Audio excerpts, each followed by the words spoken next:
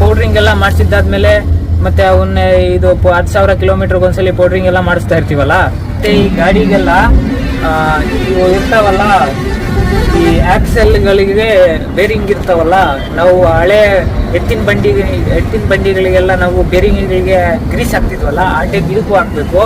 ಇದು Greece, up Greece ಅಂತಾರೆ ಇದನ್ನ. ಅಪ್ ಗ್ರೀಸು ಸಹ ಮಾಡಿಸ್ಬೇಕಾಗುತ್ತೆ. ನಾವು ಅಪ್ ಗ್ರೀಸ್ ಮಾಡಿಸ್ಬೇಕು ಅಂದ್ರೆ ಅದು ಟೈರ್ಗಳೆಲ್ಲ ಬಿಚ್ಚಿ, ಆ ಡ್ರಮ್ ಎಲ್ಲ ಬಿಚ್ಚಿ ಇದಿರುತ್ತಲ್ಲ, ಅದಕ್ಕೆಲ್ಲ ಅಪ್ ಗ್ರೀಸ್ ಮಾಡ್ತಾರೆ. ಅವನ್ನೆಲ್ಲ ಕೂಡ ಮಾಡಿಸ್ಬೇಕು ನಾವು. ಮತ್ತೆ ಈ ಬ್ಲೇಡ್ ಸೆಟ್ ಇರ್ತಾವಲ್ಲ, ಅವನ್ನ ಪ್ರತಿಯೊಂದನ್ನ ಚೆಕ್ ಮಾಡ್ಕೋಬೇಕು.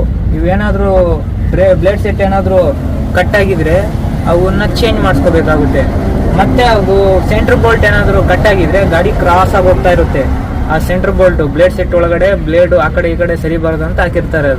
ಅದು ಅದೇ ಗ್ರಿಪ್, ಫುಲ್ ಗ್ರಿಪ್ ಇರೋದು. ಅದೇನಾದ್ರೂ ಕಟ್ ಆಗಿದ್ರೆ ಆ ಬ್ಲೇಡ್ ಸ್ವಲ್ಪ ಸೈಡ್ ಆಗಿರ್ತವೆ, ಇಲ್ಲ ಅಂದ್ರೆ ಗಾಡಿ ಕ್ರಾಸ್ ಆಗೋದು ಸ್ಟಾರ್ಟ್ ಆಗುತ್ತೆ. ಅವಾಗ ಗೊತ್ತಾಗುತ್ತೆ ನಿಮಗೆ ಗಾಡಿ ಕ್ರಾಸ್ ಆಗೋಗ್ತಿದೆ ಅಂದ್ರೆ ಸೆಂಟ್ರ್ ಬೋಲ್ಟ್ ಒಂದು ಕಟ್ ಆಗಿರುತ್ತೆ ಅಂತ.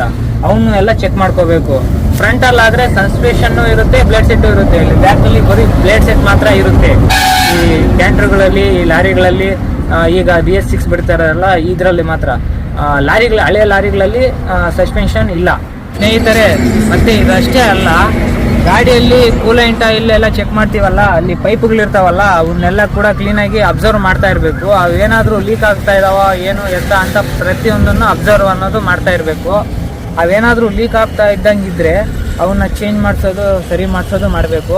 ಇಲ್ಲಾಂದರೆ ನೀವೆಲ್ಲಾದ್ರೂ ಹೋಗಬೇಕಾದ್ರೆ ಅದು ಗಾಡಿ ಇಂಜಿನ್ ಹೀಟ್ ಆಗೋದು ಜಾಸ್ತಿ ಆಗಿ ಪ್ರತಿ ಸಲಿನೂ ನೀರು ಅಂದರೆ ಕೆಲವು ನೀರು ಆಗಲಿಲ್ಲ ಅಂದರೆ ಏನಾಗುತ್ತಂದರೆ ಇಂಜಿನ್ ಸೀಸ್ ಆಗಿಬಿಡ್ತವೆ. ಸುಮಾರು 3ರಿಂದ 4 ಲಕ್ಷ ರೂಪಾಯಿ ದುಡ್ಡು ಅಲ್ಲೇ ಹೋಗುತ್ತೆ. ನಿಮಗೆ ಕಂಪ್ನಿ ಒಂದು 3-4 ವರ್ಷದ ತನಕ ವಾರಂಟಿ ಅನ್ನೋದು ಕೊಟ್ಟಿರುತ್ತೆ ಇಂಜಿನ್ನು. ಅದು ಈ ಥರ ಹಾಕಿ ನೀವು ನೀರೆಲ್ಲ ಇದು ಕರೆಕ್ಟಾಗಿ ಕೂಲೆಂಟ್ ಎಲ್ಲ ಹಾಕಿ ಸರಿಯಾಗಿ ಓಡಿಸಲಿಲ್ಲ, ಇಂಜಿನ್ ಸೀಸ್ ಮಾಡಿದ್ದಾರೆ ಅಂದರೆ ಆ ಕಂಪ್ನಿ ಅನ್ನೋದು ಯಾವುದೇ ರೀತಿ ಕ್ಲೈಮ್ ಕೊಡೋದಿಲ್ಲ. ಇದನ್ನು ಸರಿಯಾಗಿ ನೆನ್ಪಿಟ್ಕೊಂಡಿರಿ ಹೊಸ ಗಾಡಿ ಆಗಿದ್ರೆ.